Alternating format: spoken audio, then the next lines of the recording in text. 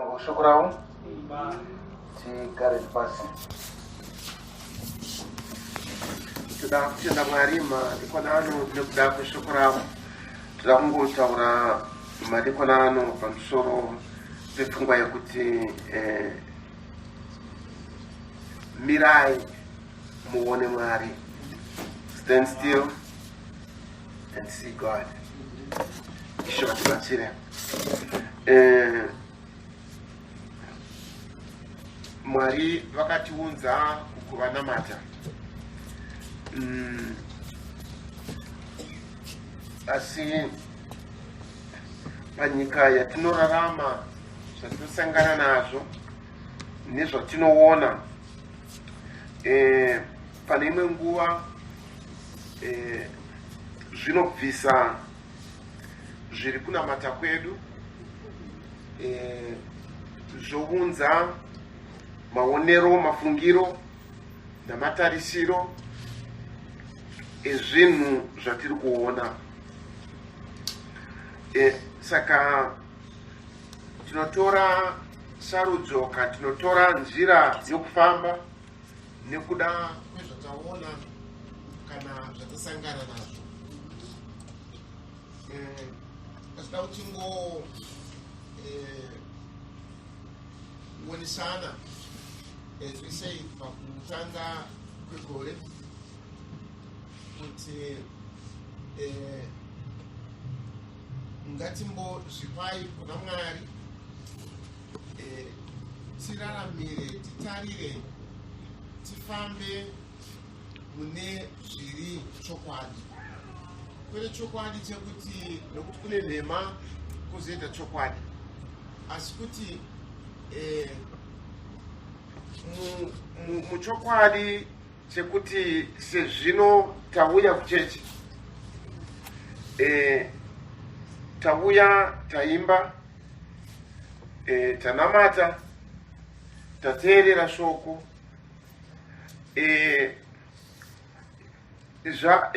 zvava here chokwadi kwatiri?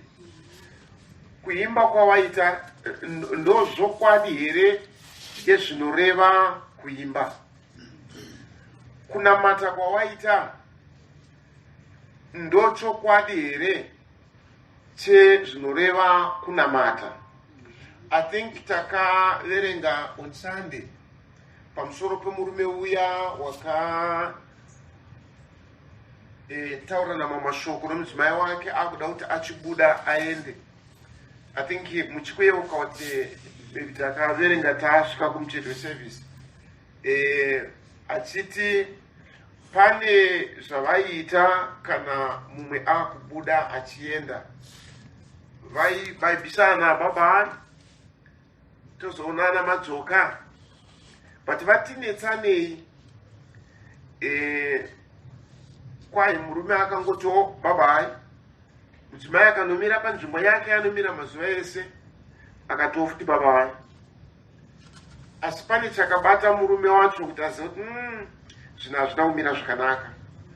Kwai akadzoka akaona mudzimai achichema rusoro kwedhoo, akazomutizve babai, mudzimai akati babai. But kwai paakazoita rwepiri, there was that feeling, that spirit yekutya nekuti ndaita izvi muchokwadi. Hazvinetse kana ndikakukanganisira kuuya kwauri ndichiti I'm sorry. But ndikati nini I'm sorry, hazvireve kuti kungotaura kwandaita zvinoreva zviri mumwoyo mangu.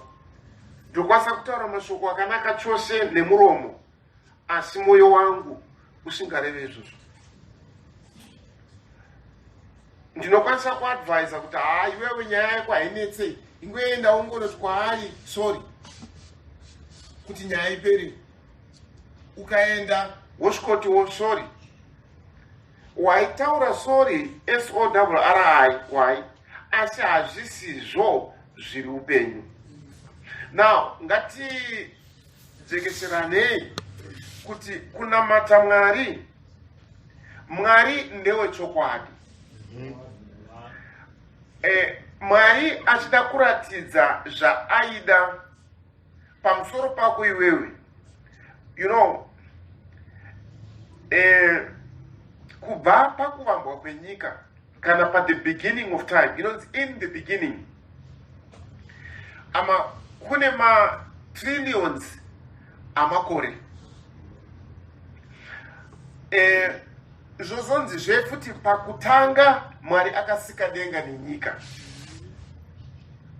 Zvozonzi nyika yange isina kugadzirwa.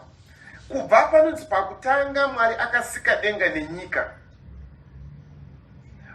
Kuzosvika panonzi nyika yange isina kugadzirwa. Ipapapa pana mabhiriyoni amakore atisingagone kuverenga. Tozouya nyika yazvino ino yatigerei, this chimiro chiripo, kubva pana Genesis paya taane 6,000 years. But Mwari achida kuti iwewo unamate, haana kuzotanga gore rawatendeuka. Akatembera iwewe nyika isati yavapo. Mabhiriyoni andiri kutaura makore awo asati avapo. Handi munozviona? Okay, maybe to bring it simpler.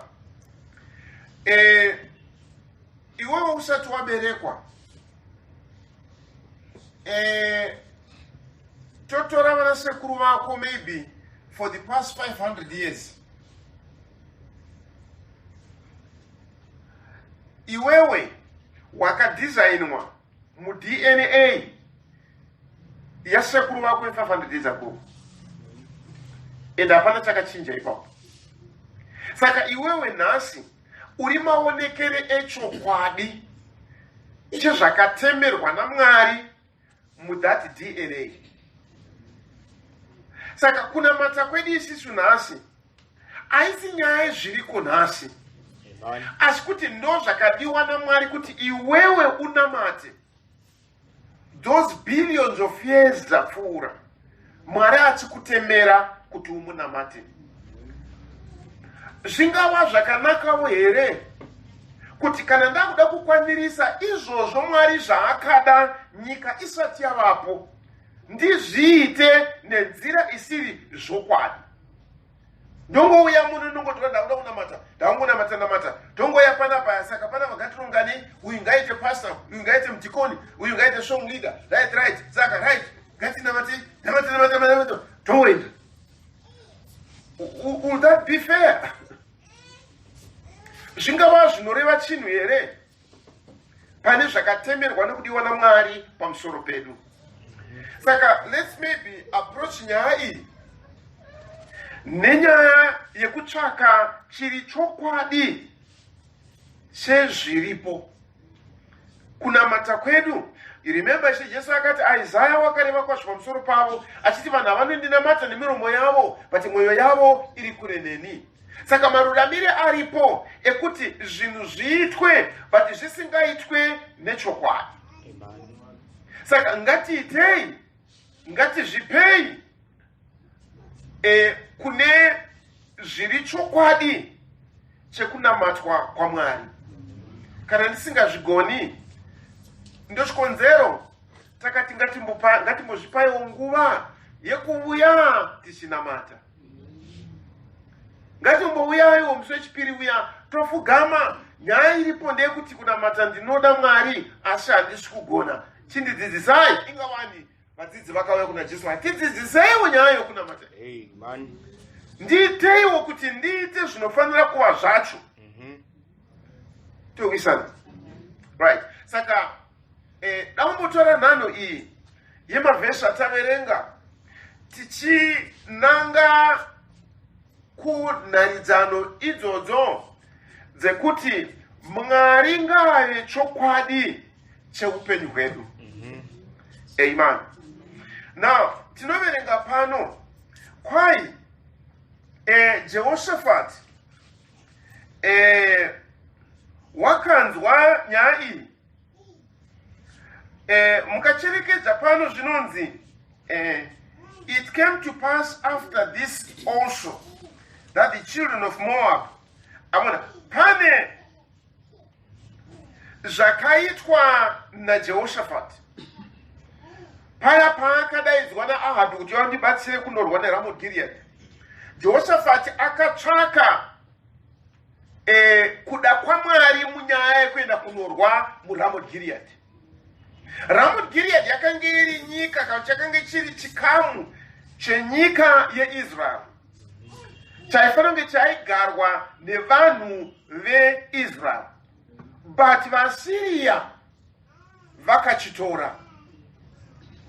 Ahabhi akatarisa maChronicles, akatarisa pamap, akatarisa munhoroondo yeumambo, akazviona kuti Ramoth Gilead ndeedu.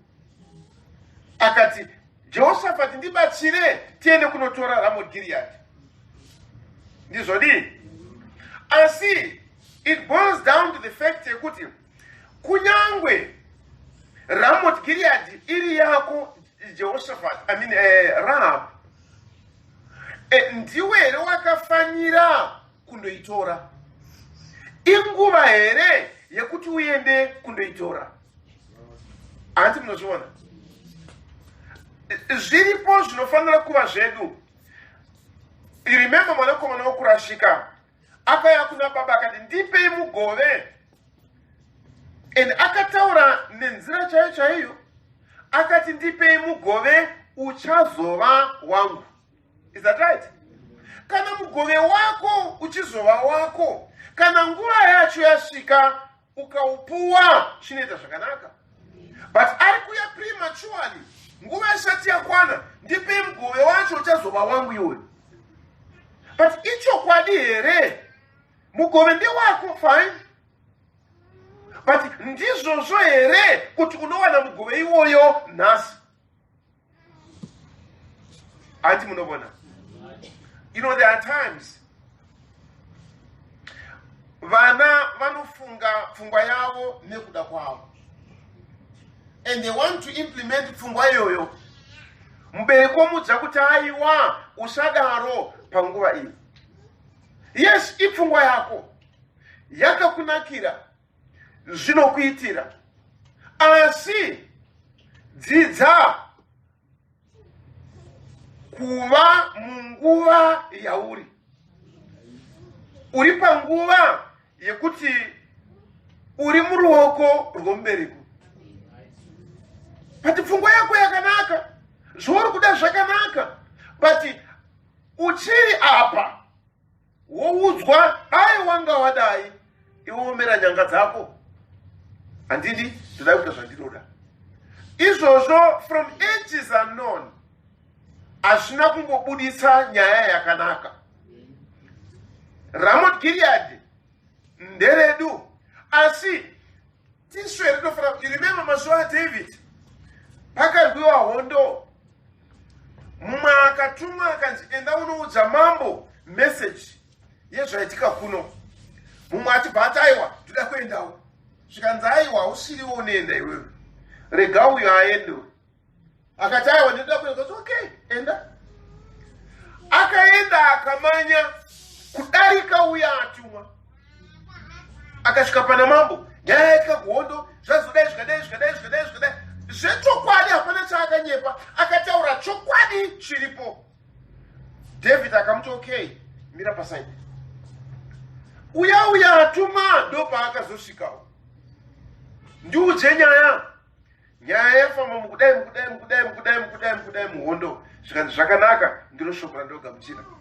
Same words, same incident, asi hauna kuzodzwa iwe kuti utaure message. Hazvizi kwauri kuti utaure. Ati munobona? Saka amadai Mwari aitibatsira, ngati uyei muchokwadi chezvinhu. Tikasvika pakadaro, chokwadi chokuziva kuti hauna mweya mutsvene, uchanyatsochigamuchira mushe. Because kuridza madhiramu, kuridza piano, kuridza matamburena, kuparidza, zvatiita zvese zviri kutipa isu kuti tifunge, tigamuchire kuti tiri kunamata.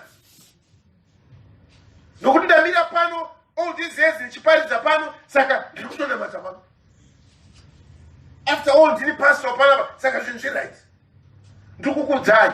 we can go for 50 years tichiita izvozvo but zvisiri chokwadi. Asi ngatimbodzokai. Saka ndakutora pfungwa ine kuti be still, imbonyarara. Can you see? Nokuti, we have had incidents zakuti vanhu vanongomanya, mumwe anongofunga kuti ndakuda kunamata so, ndakuda kuenda kuchechiyo, ndakuda kuita izvi, unomboenda. Hakuna kana zuva 1 muupenyu hwake raakasangana nezvokwadi yaMwari. Kuti azive kuti Mwari unombova ani, haazivi. Asi unonyatsoziva zvaanofanira kuita noupenyu hwake. Uninstructed, untutored, unadvised. Anofunga kuti anozvikona. But ndochokwadi here. Saka zvanzi after this incident, apo Ahabhi akati hande tinonzvaki Ramoth Gilead. Joshua akati aiwa ndizvozvo Ramoth Gilead ndedu. Iwewe mambo waIsrael wakafanana neni mambo waJudha. Mauto ako akangofanana nawo. Saka ndinokubatsira kuenda kundorwa. Asi ngatange tabvunza Jehovha. Uye ngati tine basa rekutobvunza Jehovha. The facts are plain now. Kuti Gilead, Ramoth Gilead ndedu. Uyezve kana uchida religion, kana uchida zvokuti unoda kubvunza kuti Mwari ari kuti kudii, takagara totogadzira nyaya yachona. Ndine 400 vaprofita. Ngawai vaprofite. Zedekaya mukuru wavo achivagadzira nyanga dzesimbi. Akati zvanzi naJehovha nenyanga idzi ndichatotunga vaAsiria. Vakabuda vese mukatora Ramoth Gilead. Muprofita achibva auya vasikotaura kuti ndizvozvo, Mwari bhaya ndizvozvo, Mwari bhaya ndizvozvo. Then Jehoshaphat akaisa question mark. Akati 400 prophets vese vanongotaura shoko 1 nemhaka yei. And munoona, that's why ndine mareservations angu ini concerning nyaya yevanhu ava vemweya. I follow this vana vakandi vakatanga nezuro achivaona vachitaura zvavanotaura namagaya ndevama rimwe zuro tichiona zvimasangano zvese izvi. Vanokuisa kalenda yekuti January ucharopafadzwa kudai, kuti gore rino tatodeclare. Ndakufamba makandiwa akatodika kuti gore rino tatodeclare kuti mumwe nomumwe panapa hapasina munhu matova naMwari mese. Which means zvamunotaura zvinofanira kutoitika. They declare that mwedzi uno ndio prophecy yakati, mwedzi uno ndio prophecy yakati, mwedzi uno ndio prophecy yakati. Throughout gore rinopera vanhu vari mublessing. Mweya mutsvene ngaudzike, ngautaure nendimi, ngauprofite. Nyaya inoprofitwa pachechi iyoyo ndeyengoti muri right, makanaka, muri right, makanaka, gore du. Vhura pana Genesis chapter 1. Inoda achiti Mwari akasvika denga nenyika. Is that right? But sakuenda kuverse 2, nyika yange isina kugadzirwa. There's something wrong chakanga ndisikaipa. Mwari hasi kuchivanza kuti ndokuti ndini ndakasika, saka handifanira kutaura nyaya yekuti nyika yange isina kugadzirwa. Regai ndipavanze ipapo. He even points out kuti zvinhu zvinomira musha. Mwari akasika Adam perfect, akamisa mbindu. Mwari anozomoti nokuti ndiye munhu wangu kutanga kusika, saka zvaakanganisa regai ndizvivanze. Mwari akazvinyora futi. Adamu akaita izvi. David munhu anodiwa nomwoyo waJehovha akarwisa bere, akarwisa shumba, akauraya Goriati, akakunda, akadai. But Mwari anotaura futi akatora mukadzi waUria. Havanze Mwari kuti David nokuti munhu wangu, saka zvakaipa zvake izvi ndakuzvivanza. Can you see? How can it be kuti tingaite Mwari angotaura kwatiri kuti makanaka, makanaka, makanaka, makanaka? That's not the pattern yaMwari. Isu tizviziva kuti matiri mune vamadhiru, mune vari kutengesa madhiragi, mune vari kuba, mune vari kufema.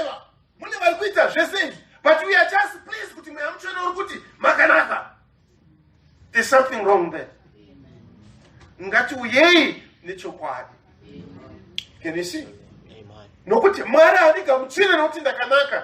Mwari anondigamuchira nokuti ndabvuma kunyepa kwangu. Nokuti kuri Mwari. Mwari anondigamuchira nokuti ndabvuma zvandakanganisa. Does you understand? Saka dai Mwari waitibatsira ngati uyei muchokwadi. Amen. Saka vaprofita vese vaprofita. Jehoshaphat akaramba akati aiwa hakuna here mumwe. Zvikanzi hadiwe vanhu 400, I think they were 450. Vaprofita zvakanaka kudeso iwo wakutaura kuti hauchavada kuda mumwe wechino. Ariko mumwe anongotaurawo zvinopesana neni futi. Ndimikaya mwanakomana waImla. Zvikanzi mushedzei mambo musadaroka. Shedzai auye. Mikaya achibva auya. Zvikanzi totaseni Ramot Gilead. Zvikana Mikaya endai muchanokunda. Jehoshaphat akati aiwa Mikaya. Chandiri kuda ndiri kuda shoko raJehovha. Aiziva kuti muprofita haangotaura asina kubvunza Mwari. Can you see? Mikaya akati okay, chindipai usiku huno ndiende kuna Mwari. Ndinonamata nenyaya yenyu. Mikaya akaenda. Mangwana kusena akadzoka achiti ndaona Israel ichiita samakwai pamakomo asina mufudzi.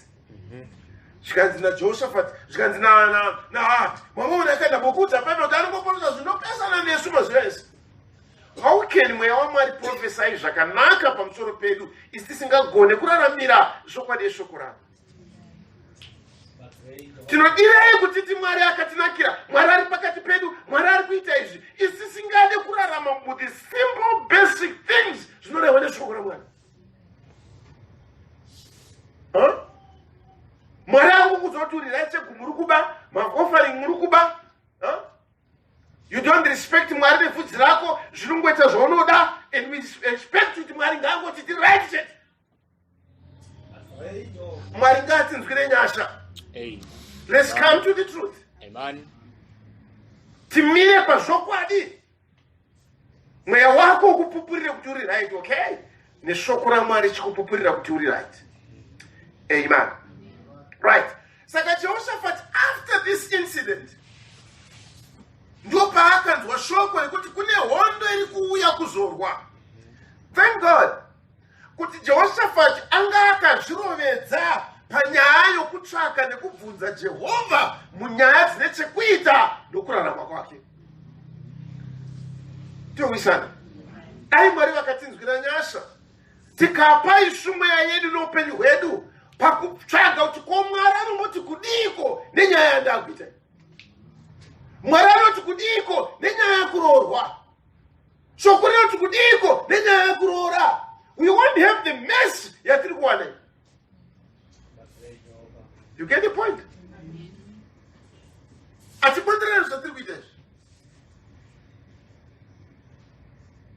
Somebody came to me.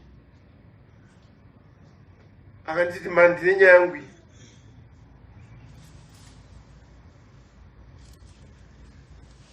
Chinigadzirisawo ndipewo advice. Asina kukuudzai. Ndakambogara naye ndikamuudza ndikati iwe gara apa, nyaya ngatifambise so. Shoko raMwari rinoti kudii? Shoko raMwari rinoti kudai? Out. I'm one. Like vanhu kana vari vadiki so vaine mari dzavo vaine zvikoro zvavo madhigiri avo kudai so, you try to tell them no, zvinhu ngatifambise nenzira iyi nenzira iyi nenzira iyi. They don't want. Zvabondera manje. Wakuedza kuti ngatichibika emanhanga mapudzi aya anonzi aita sei kana aiseswa moto zvi afuwa amai tatadza kubika panaka hatina kunyasitera zvavanotaura saka ngatichabika ifuti harichabikika nokuti rakanganisika. Animboona.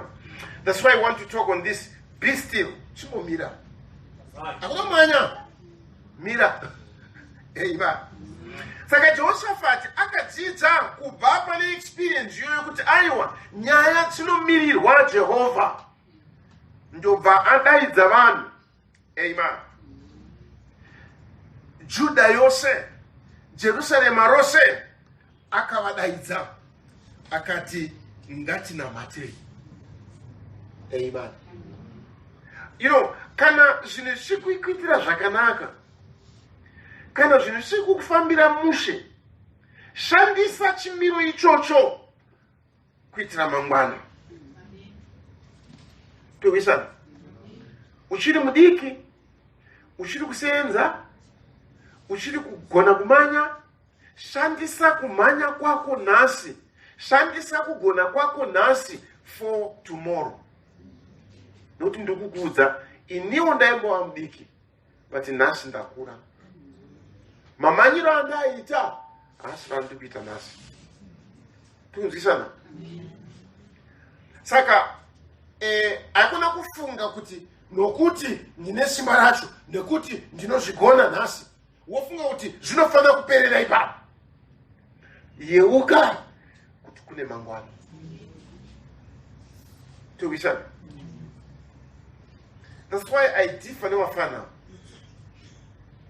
Kana akatenga bhutsu, ada kutenga bhutsu nokuti ndoiri kupfekwa nevamwe vakomana vemubanje uku, bhutsu yachona inongogara 2 days yapera, but ada kuti angofanana nevembanje ivavo, anotenga bhutsu yakadaro. Unotenga trouser rakanaka, rinosonwa robviswa kweso uku, roti mbambamba, ndokuti ndori kupfekwa navamwe. But there's a tomorrow. Towisana. These trousers will not serve you tomorrow. It's not even fit to any narrow interview. Towisana. Don't use today like Shinjuku. No, there's a tomorrow. Amen. It assumes you to 5 years usina kupata sendi maoko mako, your clothes can see you through. Towisana. Kana zvinhu zvikazooma pamberi ako. Moreover, you are still mfana uri kukura, unoda kupfeka unotenga trouser rinotodiki kwauri, uchiri mudiki kudaro. Trouser idiki kwauri haritokukwani, ndoro unoda iroro. Ukange wazokura harichafita, mari hauna, chimiro chaipa pamberi pako. What are you going to do? Usakanga moti kuna mangwana. Amen. Towisana. Nasu rimsikana, zvinhu zvanzi right. Don't forget kuti mwe zuva uchayamwisa mwana. Towisana. It's not that I'm against you, but I know I was once young. Bear that in mind. I know what one is do.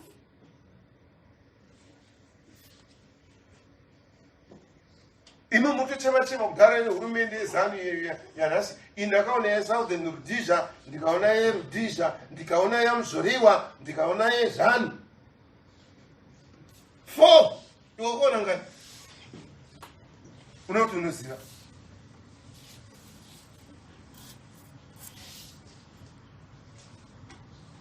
Akuna kuchiponderezana zvisina maturo. Ngatitsvake chokwadi chezvinhu and stand on that. Towisana. Okay, I didn't want to speak these things, but now to tell nyaya yeah Jehoshaphat. Why after this Jehoshaphat akanzwa kuti hondo inouya. But the good thing is zvakaitika zvanzi neBhayibheri after this, mashure meane experience yaakaona kubata kwaMwari. Mwari azvati ari benzi hama dzangu anokutendera kuti upinde muchimiro asina kumbokupa a4 test. Kana mararamire ndochikonzero kana muchienda kuchikoro nhasi munonzi haikone unotanga grade 1 zvanzi tanga ichonzi chicho kutanga zvedu ECD tangirai apo kuti kana maapinda mugrade 1 at least pane pawakamira pane mafunhurirwe ekuti what is kufunda. Towisana. Hausangani nechimiro chechokwadi, hausangani nechimiro chinorwadza kana chakaoma usati wapfudzwa nomu-ECD yama trials iwayo. Nokuti Bhaibheri rinoti achiti Mwari wakatendeka. Amen. Isho atibatsire. Abraham asatani 100 years. Kuti azomira achitenda kuti Mwari unogona kuzviita. It was after a 25-year experience yekuona kuita kwa Mwari muupenyu hwake. Hana kukaruka ngoti kunyango miri wangu wafa saka ndongotenda kuti Mwari achandipa mwana, kunyango zvaro chasara chafa ndotenda kuti Mwari achandipa mwana. Kwete, akararamishwa 25 good years dzekuona nekuprova kuti Mwari ndi Mwari here kana kuti asi Mwari. Amen. Amen. After these things, akanzwa kuti kune hondo iri kuuya. Jehoshaphat akatora vanhu akati ngatizvinyime zvokudya. Amen. And I want to believe avana kutanga kuzvinyima zvokudya musi uyu. Nokuti kangotakaruka tangoti ngatizvinyime zvokudya mangwana vanhu vese vanenge vane manyoka. Nokuti inyaya yanguti nokuti zvaipa nhasi ngatingozvinyime zvokudya hatirarami nomutombo iwoyo. Apa zviri kunzi vakatora vakadzi vavo, vakatora vana vavo, vakati uyai timire pano tizvinyime zvokudya. Can you see? Which means vanava they were tutored. Vanava vaiziva kuti kana mai vakati uyai tinamate zviri kumborevei. Kana mai vakati nhasi hatisi kudya tiri pakunamata zvinomborevei. And I want to thank God that these children were tutored. Vaiziva kuteerera vabereki kuti taakuita zvakati ndo zvataakuita mumba muno. But our problem also is our adult delinquency. Vabereki vasina pavakamira neshoko raMwari. Towards about nechero changobuya. You don't teach your children. You don't show your children. You don't stand with your children. This God is God. You go after it. That's our problem again.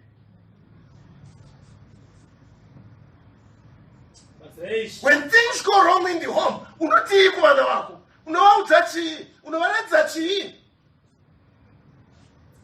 that's our problem. Kuna matamari kwatiri is not anything serious. Nakuti swabere kwatiri kucheshi mswati noda patita fungira patita zinzwira. It's not a principle in our life. Kutina matamari. But Jehoshaphat akatora varume veJudha, vakatora vakadzi vavo, vakatora vana vavo, vakatuya itimire pano. Nasi hatisi kudya vana. Amen. Tiri kumira pamberi paJehovha. They stood until mweya waMwari wakadzaka net the right channel. Amen. Did you know kuti vaprofita vaJehovha vaibva kuimba yaLevi? Moses ndiye muprofita wokutanga, came from Levi. Samuel, he came from Levi. Amen. Ezekiel aiva mwanakomana womuprofita. Johani Mbhabhatidzi aiva mwanakomana womuprofita. They came from Levi. Amen. What did they do? Mweya waMwari wakadzaka ukati usatya iwe Jehoshaphat, musatya Israel. Nokuti Jehoshaphat akanamata akati imi Mwari takavaka tabhenekeri iyi, zita renyu rikaiswa ipapo. Remember Jehoshaphat akazouya after Solomon ariti temberi yavakwa, zvikanzi makati imi kana mukawirwa nedambudziko ripi nokuda kwokutadza kwamaita mukatarira kuimba ino ndichakunzwai ndiri kudenga. Saka tauya paimba iyoyo yakaiswa zita renyu kuti tinamate. There's a crisis yasimuka pakati pedu. Amen. Nokuti Mwari ndi Mwari weshoko rake. Mweya mutsvene wakadzaka ukauya pamurume uya weimba yaLevi. Akati usatya Jehoshaphat, usanetseka Jehoshaphat. Amen. Gadzirirai mangwana, endai mundorwa. Hata hamusiri muchandorwa. Amen. You just go there and stand still. Kurwa ndekwaMwari. Hama panzvimbo yekugadzira minondo panzvimbo yekugadzira mabarricade, panzvimbo yekugadzira mapiti ekuhwanda vari, panzvimbo yekugadzira nzvimbo dzokupfura miseve vari, Bible achiti vakaorganiza kwaya. Amen. Ndo yakaimba. Kwaya payakaimba mutumwa waJehovha akadzaka, vaSiria vakaparadzwa vose. Amen. Nemhaka yei? Nemhaka yekuti vakange vamira. Amen. Amen. Minduro ikabva kuna Mwari. Amen. Kana crisis ikasimuka, kana chimiro chikasimuka, kana zvinorema zvikasimuka, biti muchechi medu muno, biti kumba kwako, biti muupenyu hwako iwe umene, zvinokupa kuti ufunge, zvinokupa kuti unetseke, zvinokupa kuti uve neconcern. Ndizvo di kuti saka nyaya iyi ichafamba sei. Amen. Verengai pana Luke chapter 1 verse 30 kusvika pa 35.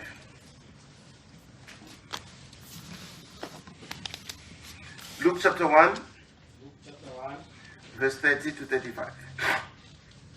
Verse 30.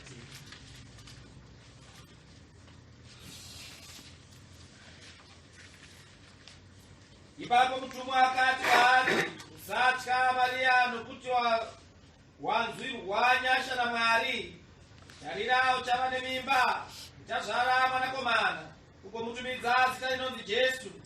Iye uchava mukuru, uchanzi mwanakomana wokumusoro-soro.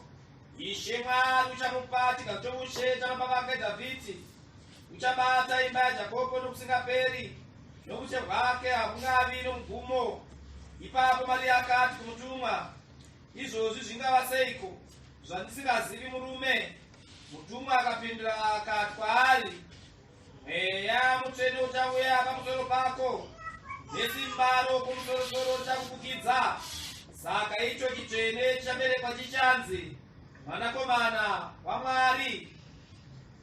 Thank you. Now, Maria akabvunza mutumwa, zvingagova seiko kwandiri, because akanga asina kuwanikwa. Mubvunzo wakabvunzwa naMaria mubvunzo rinoma, hausi wokupenga. Mubvunzo uri chaiwo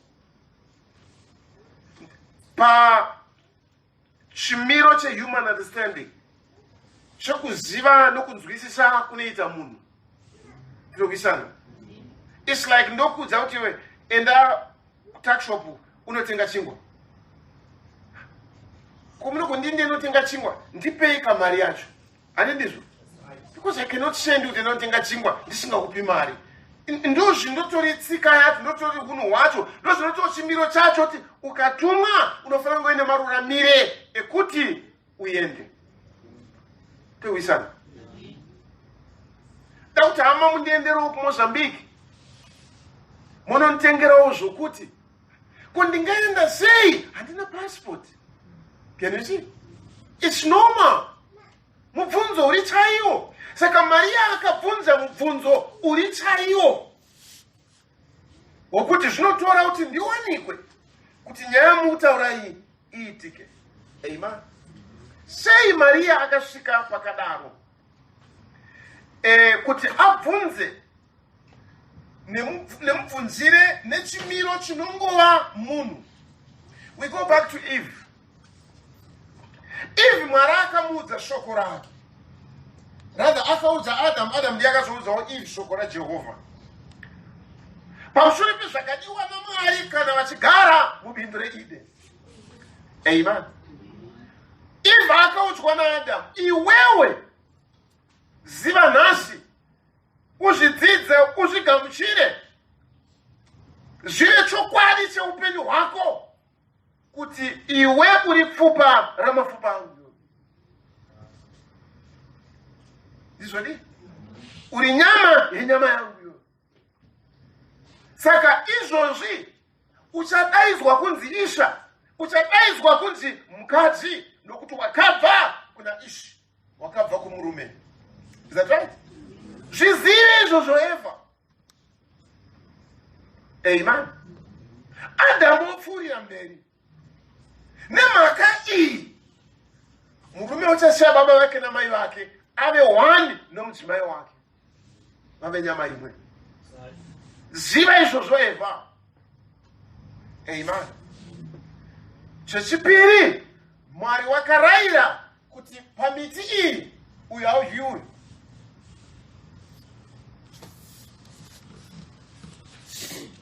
Nyoka achibva auya. Ndizvo here kuti Mwari wakati?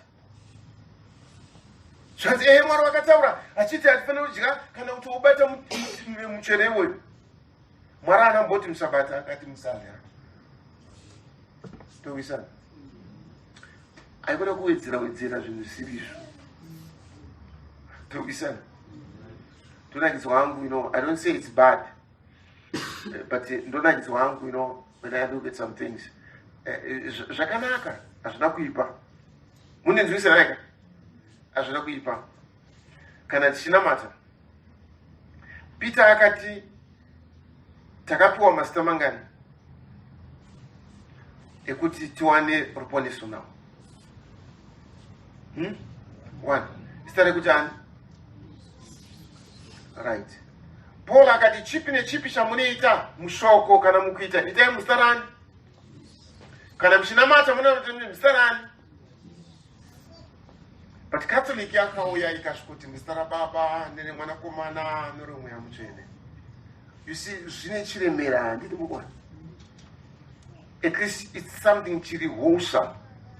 Zvinoratidza kuti zvinhu zvakadzikawo izvi. Baba, Mwanakomana, Mweya Mutsvene. Ndizvodi? But shoko rakati chi? Okay. Jesu paakafa pamuchinjikwa, chii chakabva paari? Chii chakabuda paari? Okay, akabayiwa nditi? Chii chakabuda? Pakabuda mvura nditi? Pakabuda ropa nditi? Okay. Paaiva muGetsemani achinamata, chii chakabuda? Ziya nditi? Ranga rakaita sei? Samadoro eropa nditi? It was not normal that. Handiti? Amufungere kuti muziya imomo mune simba imomo rekuti ndikapinda muziya irorero zvinonditi rakaita samadonho eropa mungarichipisa here? Okay, ko muropa racho iro ndikanopinda ndikanomburuka mariri hazvi zvingandinakire? But you know what? As I said,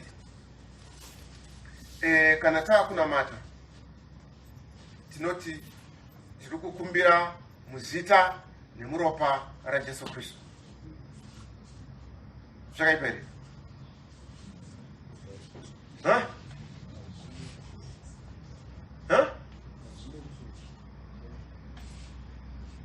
But muzita nemuropa muda kuchipisa ropa here?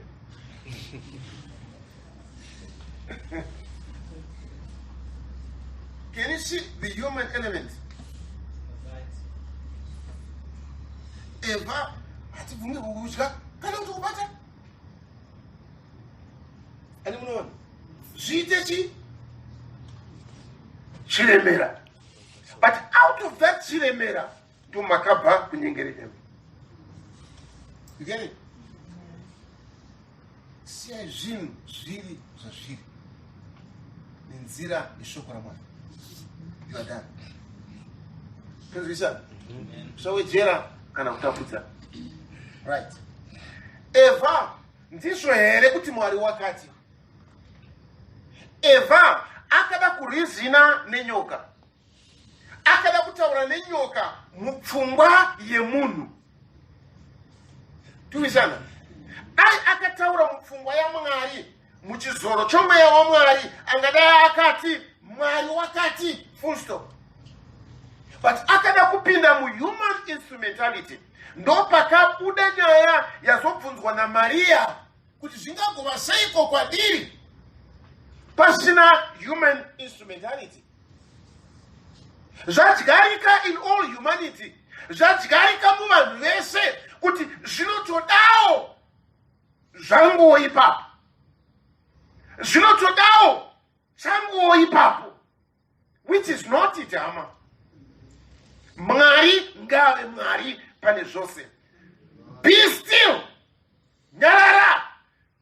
Uone Mwari. Can you see? Ausiwe ndi Mwari. Asina kukuudzai.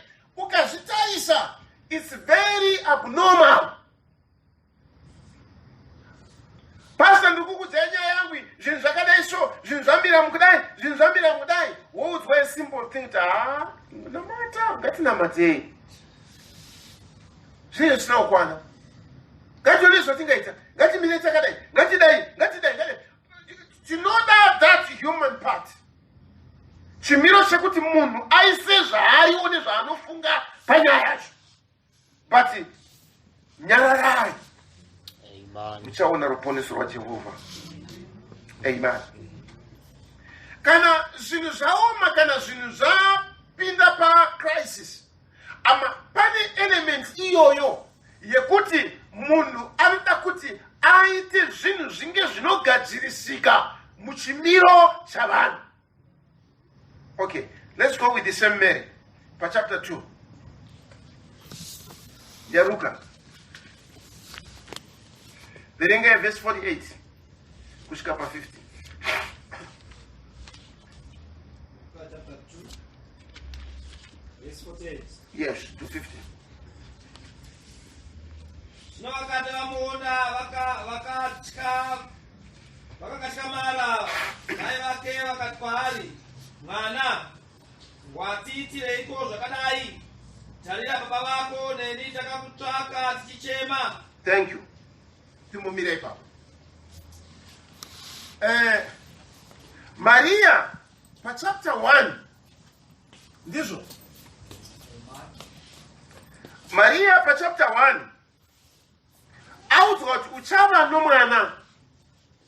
Anoti ndingava seiko nemwana pasina baba vacho. Anini? Ndio mufungiro wa vanhu. Panofana kunge paina baba. Muti mwana muti aiwa. Simba roho kumusoro richakufukidza. Tabvisa baba uyu ariwa panyama. Ndizvo dini? Hapasina baba ka. Because it's the power. Simba roho ya mutsvene richafukidza Maria. But Jesu uya aberekwa manje. Nesimba rakataurwa naGabriel mutumwa. Ane 12 years. Vanomushaya. Pakati pavo. Vanomutsvaka kuhama, vanomushaiwa. Vanomutsvaka kuvazikani, vanomushaiwa. Vanomutsvaka pavari, vanomushaiwa. Vanomutsvaka for 3 days. Zuva rechitatu vachibva vamuwana. Maria unotaura naJesu kuti nhai mwanangu, watitambudzirei kudai. Zvanzi inini nani? Verengai tinzwi brother.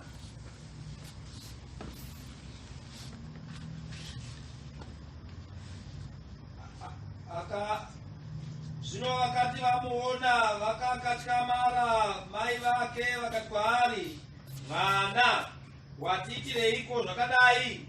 Tarira baba vako neni takakutsvaka tichichema. Is that right? Ini nababa vako vapi futi? Maria wanga uchitiwe hazvigoni pasina baba. Mutumwa akakudza kuti baba is not needful. Saka Maria wanga uchitsvaka Jesu nemweya mutsvene. Because zvanzi chichaberekwa. Chichanzi chi? Mutumwa akamuti chichanzi chi? Okay, mzi. Dzokera pa chapter 1. Dzokera pa chapter 1. Luka chapter 1.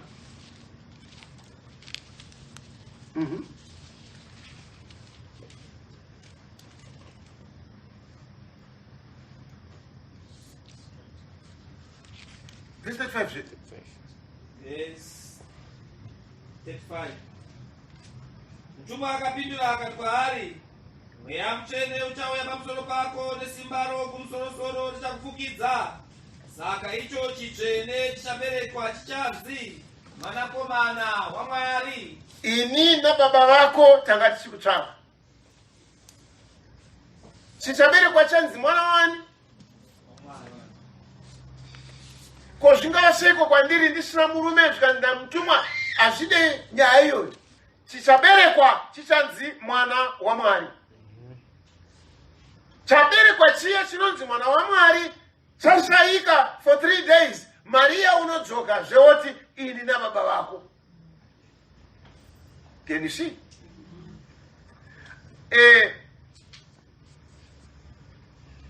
Right, verse 49, chapter 2. Chapter 2, verse 49. Akati kwavari, makanga muchinditsvakireiko?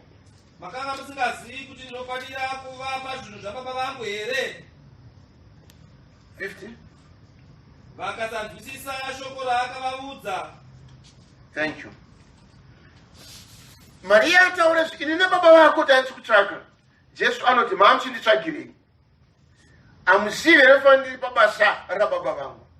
Dai aiva pabasa rababa vake, ava vari kunzi ndakanditsvaka iwe ini nababa vako tanga tichikutsvaka. Dai vari pabasa rababa ava vangadai vaisa kutsvaka.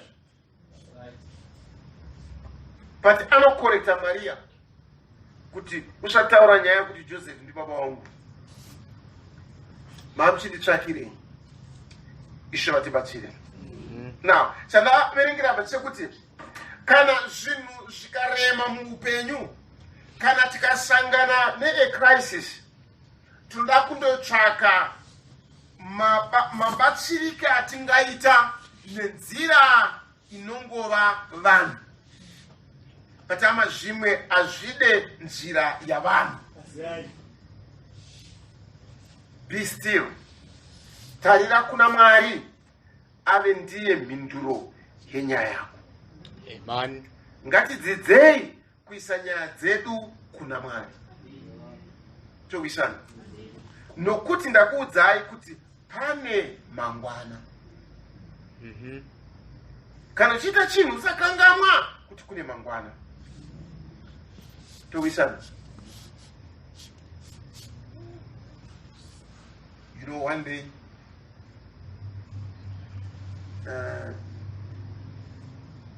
ndakadaniwa kusangana kumeeting kandi kumunamato wevanhu vakawana. Muno mumwe akaine mukadzi wake, vafundisi vakauya nevakadzi vavo, so vakauya ndikapiwa kuti unotaurawo ichi. Vamwe vakanzi taurai pamusoro kuti vana vanoitwa sei. Mumwe akanzi taura kuti finance dzinofambiswa sei mumba. Mumwe akanzi taura kuti relationship between husband and wife zvinomira sei. Ini ndikava ndanzi taura nyaya yemagariro muroorana naatete nanamwe nemukwasha nanaatezvara. You know, ini ndakanzi taura vanhu vese vapedza kutaura. Ndakaita last kutaura. Mumwe akatotaura akati mashedzera ana Veremu dai matudza kuti ana Veremu ari kuuya, tikadai tisina kutouya panapa. Nenyaya yangu amene vamwaniziva kuti ndoti namuprofita wechi8. Hadimuziya ndoti namuprofita wechi8. Vuma izvi. Andakakuparidzira kuti muprofita wechi8. Handira? Okay. Right. It's a very hard task. Can you see? Vakataura pakutanga, vaitaura nyaya yekuti kana waroora iwe brother, waroora sister, ya saka mimi hakuna kuteerera zvana atete, Tuesday anenge asina murume tete iyeyo, nekanenge akazodai so, anabambika kudai. Saka when it came time now, but pavaitaura futi ipapo vachitaura daso vaitaura panyaya yekuti unoziva manje pamwe sister anozoenda kuna pastor achinotaura kuna pastor kuti brother vari kudai brother uramba kuteerera pastor futi. Muri kuona manje. saka iwe ukarorwa nekamukomana kako kanonamata stereki ukafunga kuti iwe kamukomana kangu katsvene but rangarira kuti pane mangwana kachamera nyanga mberi uku wanga uchifunga kuti ndakawanda. Can you see? Saka nokuti kune mangwana pawaroorwa ipapo kana mbwa dzepo dzifidhe zvakanaka pane mangwana. Kana uchidzinga kuti skuzboki handi munonzwa natete iyeye asina kuroorwa iyeyo mubate mushe because kune chi nekuti vari kunamata nhasi vava brother mangwana apo anenge amera nyanga dzake manje. Handiri kunzwa you need support yatita baya vakaona panga vasiri. Handi munonzwa kana uri pamusha pawakawanikwa itai mbwa nekiti nehuku dzepo dzikusapoti zvokuti musi unodzingwa nembwa dzoti navatete vanokudza kuti kana uyu achiti ngaaende iwe ndiwo uchabuda mumba muno uyu abude. Muri kunzwa nembwa dzichihukura dziri panze kuti hakuendwe. Make good relations because kune mangwana. Amen. Tiri kunzwana iwo karorwa inga murume kako ikako kamukoti ndio kangu bhande nebhurukwa baba mukuru havana basa amweni havana basa hatezvara havana basa sekuru havana basa mangwana akazouya unondibvunza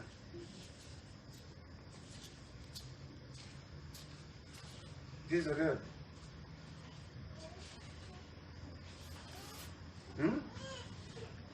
nikismana brother pane tiri full of the spirit. Yes, full of the spirit, but there's tomorrow. I was young.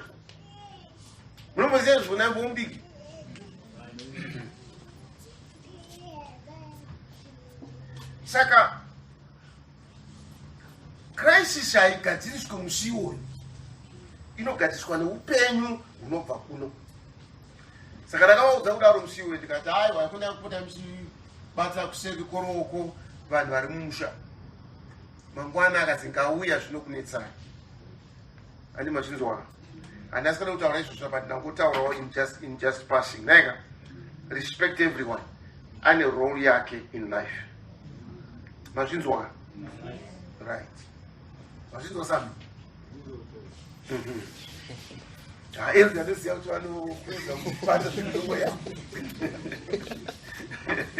Okay, but now Maria in the sneak of a second atorashika gwara akutoti ini baba kuti andi kutsvaka ani muroona because amire pamberi pavanhu ava vakuru vechechi akwanise kutaura nyaya yokuti mwana uyu haasiye baba wake uyu. Saka that human part chimiro chokuva vanhu tibude muchimiro chatapinzwa matiri crisis iyi kuti tibude mairi tinokurumidza kumhanya kundobata pazvinhu zviri vanhu but ishe vari kuti stand still mira uone ruoko rwaMwari. Amen. Pana Exodus 13 Mwari avaudza kuti budai muende kunyika yandinokuratidzai. Vakubuda vakasvika pagungwa dzvuku. Vasvika pagungwa dzvuku vakaona gungwa riri mberi kwavo hondo ichitevera sure. Ivo vasina chavanacho. Vakatanga kuchema, vakatanga kupopota, vakatanga kuungudza. Mozisi wazviitirei? naMozisi wakatanga kuchema futi. Mwari akauya kuna Mozisi akati, Moses, why cry? Speak. Amen. Hamuna kubudiswa muIjipita nokuchema. Makabudiswa nekutaura shoko raJehovha. Saka yakune kuchema taura. Mozisi akaenda kuona akati, now, nyerera. Nasi muchaona ruponeso rwaJehovha. vaijipita vamunoonavo hamuzoone nekusingaperi. Stand still, mira. Amen. Ama upenyu hwatiri kurarama hauziwo mufirimu, hauziwo kuedzesera, hauziwo kuekita, hauzi drama. Upenyu huri chokwadi unofanira kusanganikwa naho nechokwadi. Dzidzai kuisa nyaya dzenyu kuna Mwari, dzidzai kuvimba naMwari, dzidzai kuziva Mwari. Amen. Nokuti mangwana ari kuuya. Hey. You need paunokwanisa kuvimba. Just imagine Jehoshaphat ari kuudzwa kuti nyararai, musagadzira hondo, endai munongonomira parenje reTekoa, endai munomira ipapo, tsvakai vaimbi vaimbe. All of a sudden nokutanga kutsvaga vaimbi, ndiri mambo ndanganchirwa hondo dzeshe ndaenda kundorwa neminondo, nacho ndokutanga kungoimba. Ndiudze masoja kuti isai minondo muhara mawo mutange kuimba. Musoja achabvuma izvozvo ndiani? But ama upenyu hwanga hwakarovedzwa, saka Bhaibheri rati after this pane zvaunopinzwa nomazviri zvinofanira kukuratidza nokukusimbisira zuva iro rinouya. Saka dzidza kuraramira, dzidza kuisa nyaya yako kuna Mwari. Amen. Zuva racho kana rasvika, iwe wongomira. Ndizvo zvakaitwa naJakobho. Anzwa kuti Esau ari kuuya, akangomira akati, Mwari ndimi akandiudza kuti ndibve kwaRabhani ndiende kunyika yababa vangu. Saka ndanzwa kuti Esau ari kuuya ne400 masoja, saka ndiri kutotya. Asi ndimi makandiudza kuti ndiuye kuno. Can you see? Waiva nepaikwanisa kunomira pazviri kuti Mwari makandiudza. Saka ndangonyarara, ndakutarira zvamunotaura. Amen. Ishe vatibatsire.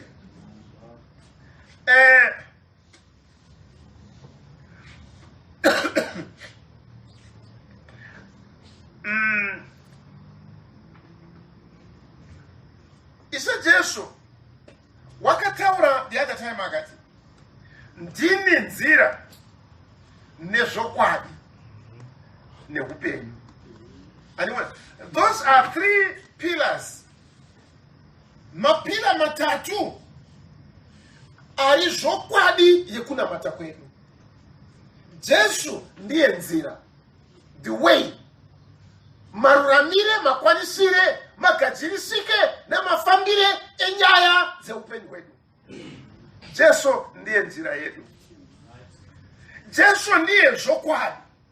Saka nduye kwaari nechimiro chiri chenhema, ndinofanira kuuya neupenyu hwechokwadi. Ndiyewo upenyu.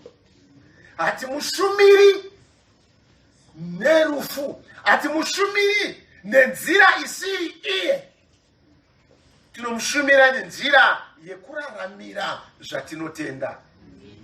Tirarame upenyu hwokunamata, tirarame hunhu hwokunamata. Ndizvodini?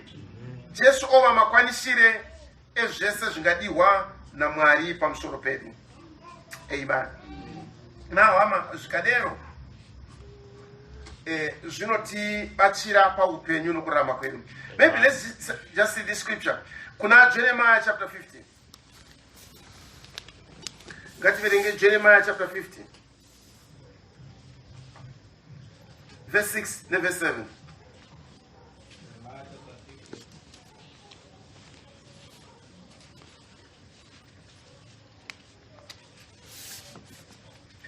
Verse Jeremiah, let me just get there.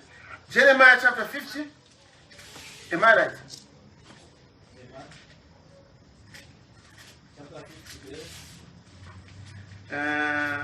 Verse 6 and 7.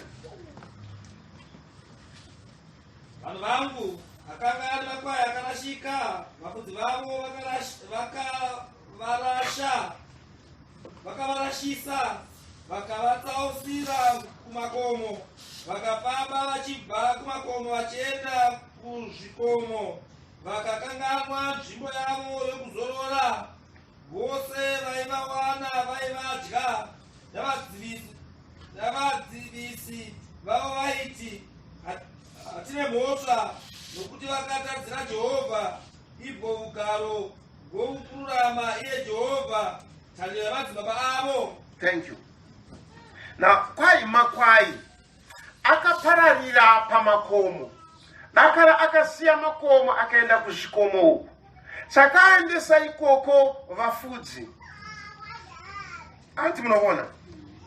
Now, sei vakaenda kwai irangaridzo kuti imagination, mafungiro namaonero avafudzi akaita kuti vaendeswe kumakomo ikoko. Peter unoti isu tiri vafudzi, but tinotevera the chief shepherd. Kune mufudzi mukuru anova ndeshe Jesu Kristu. Saka vafudzi avaendese vanhu nementality nepfungwa dzavo.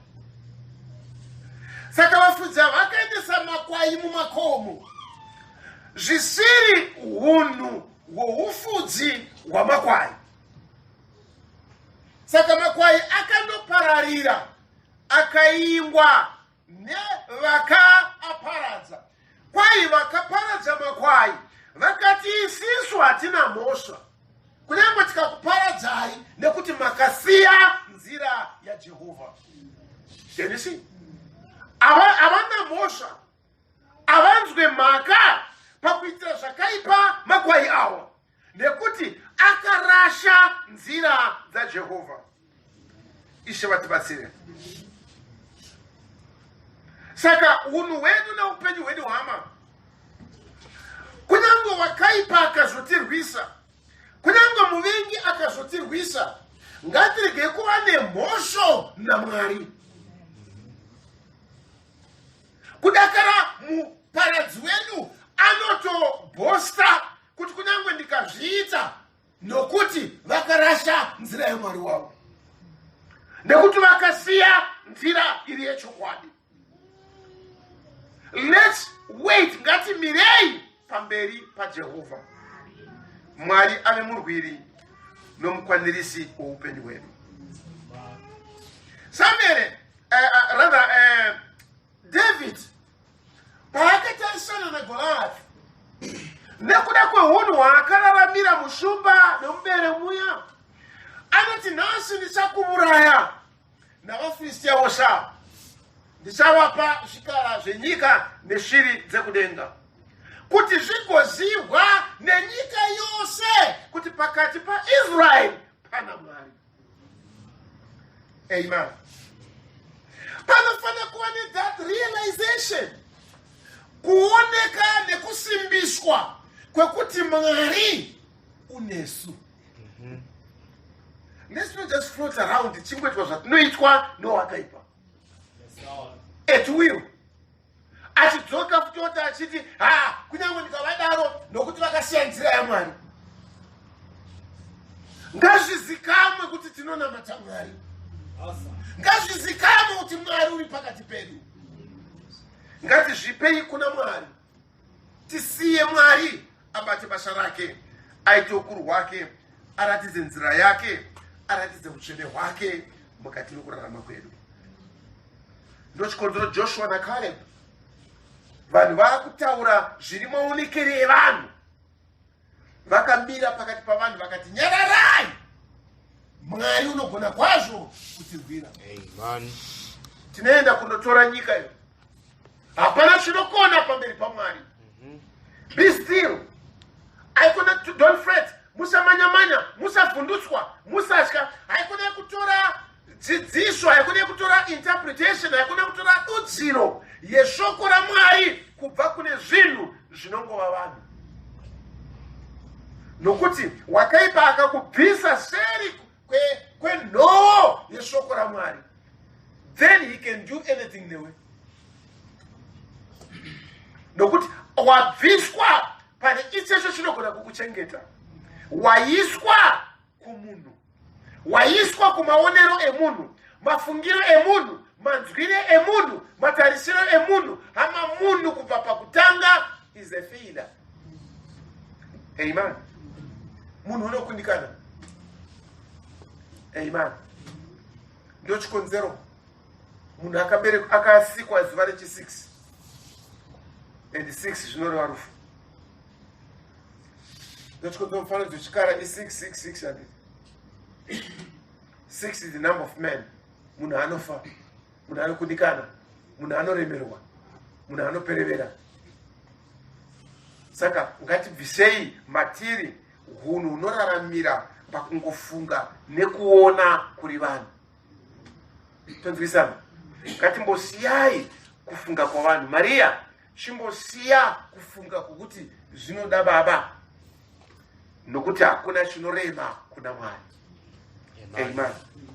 Ngatisiyei maonero, ngatiunzei Mwari on the scene, ngatitsvakei kuita kwaMwari muupenyu hwedu, munzira dzedu, mukurarama kwedu. Shoma tibatsire. Ngativerenge vhesi yokupedzisira, Makorinde okutanga chapter 2 verse 1 to 5.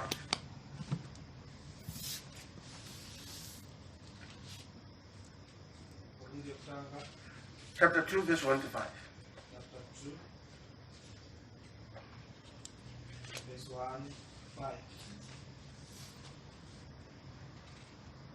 Zvino hama dzangu, pakuuya kwangu kwamuri handina kuuya ndichikupadzirai uchapupu hwaMwari nokunaka kwamashoko kana nokuchenjeri, nokuti ndakati handingazivi chinhu pakati penyu asi Jesu Kristu, iye wakaroverwa pamuchinjikwa.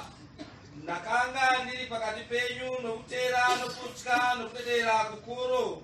Neshoko rangu nokuparidza kwangu hazaizaiva namashoko okugombedzera nokuchenjeri, asi nokuratidza kwomweya nokwesimba, kuti kutenda kwenyu kurege kuva muuchenjeri hwavanhu asi musimba raMwari. Thank you. Chapter 4 verse 20. Chapter 4 verse 20. Nokuti ushe hwaMwari hahusi pamashoko asi pasimba. Amen. Paul andakanchitaura kwamuri nemashoko, kwete euchenjeri kana ekugombedzera kana euchenjeri huri hwenyika ino, asi kuti nemisodzi kunyangwe nokudedera kwai ndakaparidza, ndikademonstrate, ndikaratidza simba romweya waMwari, kuti kutenda kwenyu kurege kuva muuchenjeri hwavanhu asi kuti kuve muna Mwari, nekuti ushe hwaMwari hauzi mumashoko asi huri musimba. Amen. Ama tikusangana nezvinhu zvechokwadi, tikusangana nemachallenges eupenyu, zvinoremera upenyu, zvinorwadza upenyu, hatigone kuzvikunda netsananguro dziri dzavanhu, nokuti zvinotora simba raMwari. Tiri voushe hwaMwari, saka ushe hwaMwari hauzi mashoko asi isimba. Ushe hwaMwari kudemonstratwa kweumwari hwaMwari pakati pedu. Ushe hwaMwari kuonekwa kwesimba raMwari richibata pakati pedu. Amen. Kana paine chiripo chiri kuitika chinogunzvana nekunamata kwedu Mwari, chinoda kukanganisa kunamata kwedu Mwari, chinoda kupindira mukunamata kwedu Mwari, ngatiuyei kwachiri nenzira inorehwa neshoko raMwari, tizive demonstration yaMwari pakati pedu, muupenyu hwedu nemukurarama kwedu. Tinozviita sei? Be still. Nyarara uone ruoko rwaJehovha. Isa nyaya yako kuna Mwari. Ngatitorei upenyu hwedu, ngatitorei maonero edu, ngatitorei mafungiro edu, tizviunze pamberi paMwari. Mwari ave ndiye unotirwira hondo dzedu. Be still.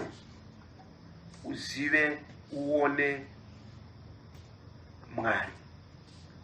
Togisana. Hakuna upenyu hwakanaka, hakuna upenyu hwokunamata Mwari, hakuna upenyu hwokufamba muna Mwari usingagunzvaniswi neexperience naMwari wacho.